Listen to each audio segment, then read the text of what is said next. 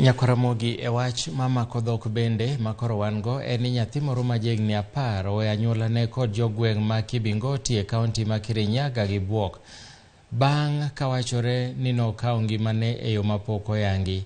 Wachore ni nyathino ma ja grade 4 ne ochiewo kendo kod tim mar kunyo bugo, ranyisi ma anyuolane chichgo ni dipoka no paro mar kawo ngimane.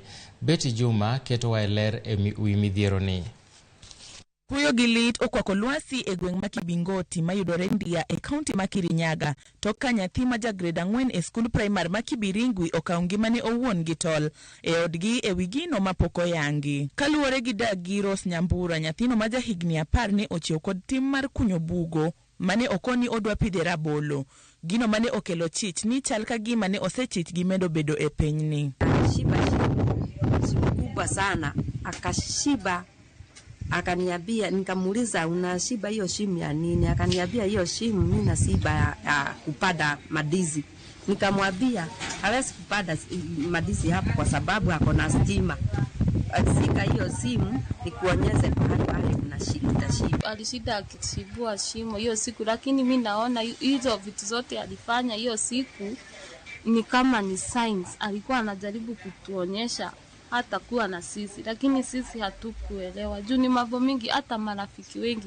Kuna watu wengi tulienda akawaambia ni mimi nilikuwa na wachungia hii shamba yenu. Jadungweng' ma Kibingoti John Mwangi onyiso kuyo mare kendo owacho ni gino machal kamano pok ni otimore e gweng'no ka gikwayo piny owacho gi jogo manyalo mondo okonygi e neno ni min nyathino mantiere e piny Saudi Arabia oduogo dalagi e nyasi mar ik nyathine.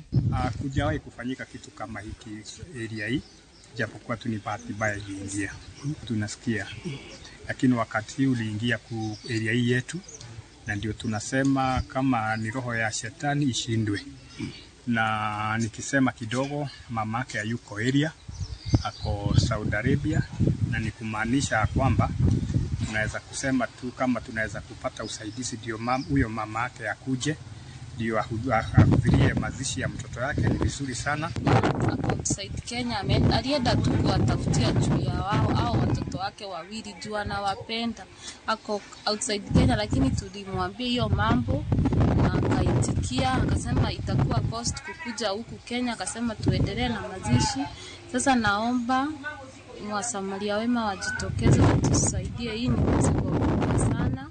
Jodak e gweng'no onyiso luoro kaluwore kod medruok kwan nyithindo madere ka tarik 20 dwe mar 10 higani nyathi moro ma ja klas 7 nokawo ngimane e gweng' ma Diambo to ka min mare nokwere choko pi e gas.